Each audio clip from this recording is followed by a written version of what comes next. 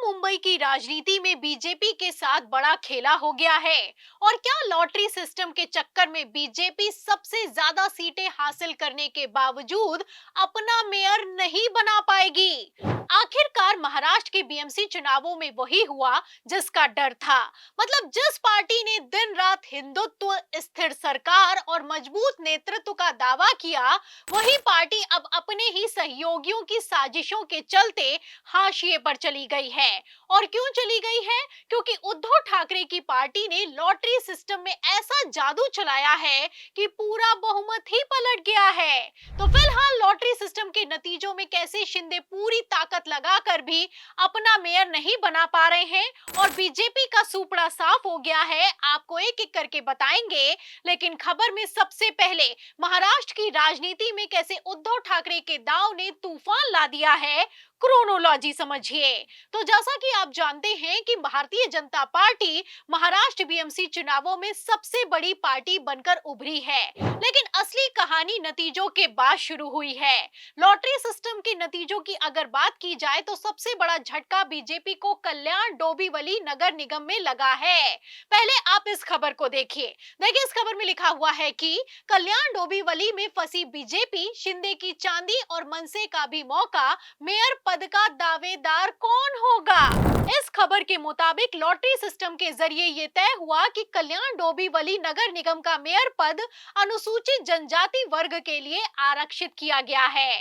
इसीलिए अब कल्याण डोंबिवली नगर निगम के मेयर पद पर बीजेपी का दावा खत्म हो चुका है, क्योंकि बीजेपी के पास अनुसूचित जनजाति वर्ग से एक भी नगर सेवक मौजूद नहीं है। और तो और इस सीट पर शिंदे के पास भी बहुमत मौजूद नहीं है। मतलब जिस सीट पर मेयर बनाने के लिए शिंदे ने राज ठाकरे तक से गठबंधन कर लिया, वहां का पूरा गणित ही पलट चुका है।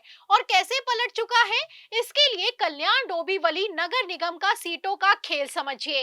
कल्याण सीट की अगर बात की जाए तो कुल सीटें 122 हैं, बहुमत 62 का होता है। नतीजों में शिंदे की शिवसेना 53 सीटों के साथ सबसे बड़ी पार्टी बनकर उभरी है, जबकि बीजेपी ने दूसरे नंबर की पार्टी बनकर 50 सीटें हासिल की हैं। शिवसेना उद्धव गुट को 11, एमएनएस को 5, कांग्रेस को 2 और एनसीपी शरद पवार गुट ने 1 सीट हासिल की है। आंकड़ों से साफ है कि शिंदे और बीजेपी मिलकर आसानी से बहुमत पार कर सकते हैं। आज सत्ता की आंखों में आंखें डालकर पत्रकारिता करना मुश्किल हो गया है। हम पर मुकदमों से लेकर चैनल को बंद करने का लगातार दबाव बनाया जा रहा है। मुश्किल दौर है, लेकिन हम हार नहीं मानेंगे। इसीलिए हमारे चैनल को ज्यादा से ज्यादा ज्वाइन करें और स्वतंत्र पत्रकारिता को जिंदा रखने के लिए जितना हो सके हमारा आर्थिक सहयोग करें। उम्मीद है कि आपके सपोर्ट से ये जंग भी हम जीत जाएंगे।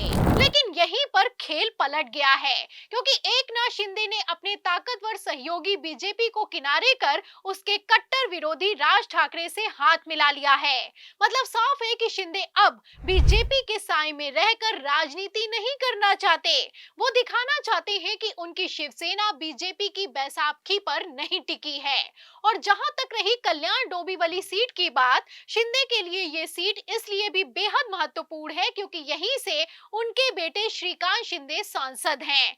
ऐसे में शिंदे किसी भी कीमत पर नहीं चाहते कि बीजेपी यहां मजबूत होकर उभरे या उसका 2.5 साल के लिए मेयर कुर्सी पर बैठे। मतलब एक तरफ तो शिंदे बीजेपी को ठिकाने लगाने में जुटे थे, लेकिन लॉटरी सिस्टम में पूरा खेल पलट गया। जैसा कि आप जानते हैं कि बीजेपी के पास एसटी वर्ग से एक भी नगर सेवक मौजूद नहीं है। यानी अब गणित चाहे जो हो, बीजेपी मेयर अपना नहीं बना सकती है कल्याण डोंबिवली की सीट पर। वहीं शिंदे शिवसेना के पास एसटी वर्ग की 2 नगर सेविकाएं और एमएनएस के पास 1 नगर सेविका मौजूद है, लेकिन बहुमत दोनों के पास मौजूद नहीं है। क्योंकि कल्याण डोंबिवली सीट की बात की जाए तो बहुमत का आंकड़ा 62 का है और शिंदे प्लस राज ठाकरे की कुल सीटें 58 हैं। ऐसे हालातों में शिंदे बीजेपी के साथ तो गठबंधन करने के लिए तैयार नहीं है, तो क्या उद्धव ठाकरे के पार्षदों के साथ गठबंधन होगा? फिलहाल क्या होगा क्या नहीं, ये तो आने वाला वक्त बताएगा। लेकिन कल्याण डोंबिवली सीट से ज्यादा भारतीय जनता पार्टी को मुंबई मेयर पद की चिंता खाए जा रही है। चूंकि शिंदे ने पहले ही अपने पार्षदों से जीत के सर्टिफिकेट जमा करवा रखे हैं, ऐसे हालातों में इशारा साफ है कि गठबंधन के अंदर भरोसे नाम की कोई चीज नहीं बची है। वरना अगर सब कुछ ठीक चल रहा होता तो इस तरह की नौबत कभी नहीं आती। मतलब जो बीजेपी खुद को दुनिया की सबसे बड़ी पार्टी कहती है, उसका अपने ही गठबंधन में ये हाल हो चुका है कि सहयोगी ही उस पर भरोसा करने के लिए तैयार नहीं है। वैसे भी बीजेपी का ट्रैक रिकॉर्ड ऐसा है कि जिस पार्टी के साथ गठबंधन बनाती है, उस पार्टी को खत्म कर देती है। ऐसे में भरोसा करना भी नहीं बनता है। फिलहाल नतीजे सामने हैं और हकीकत ये है कि बीजेपी सबसे ज्यादा सीटें जीतने के बावजूद सत्ता से दूर होती हुई नजर आ रही है। दूसरी तरफ शिंदे कम सीटें होने के बाद भी मेयर पद पर अपना दावा बनाते हुए नजर आ रहे हैं। शिंदे का तर्क है कि बाला साहब ठाकरे की जन्मशती है और इसलिए पहले 2.5 साल के लिए शिवसेना का मेयर होना चाहिए। दिलचस्प बात यह है कि मेयर बनाने के लिए शिंदे को अब उद्धव ठाकरे की विरासत की याद आ रही है, जबकि सत्ता के लिए उन्होंने उसी उद्धव ठाकरे को धोखा दिया। फिलहाल बीजेपी ने शिंदे के इरादों को भांप लिया है और मुंबई बीएमसी में किसी तरह का कोई समझौता नहीं करने का फैसला लिया है। सच तो ये है कि अगर मेयर पद शिंदे की पार्टी को नहीं मिला तो शिंदे की शिवसेना टूटने के खतरे से जूझ रही है। इसी वजह से शिंदे कोई जोखिम उठाने के लिए तैयार नहीं है। वहीं बीजेपी का मुंबई और दूसरे नगर निगमों में मेयर बनाने का सपना भी टूटता हुआ नजर आ रहा है। वैसे भी जब बहुमत का अंतर इतना कम हो तो तख्ता पलट की आशंका हमेशा बनी रहती है।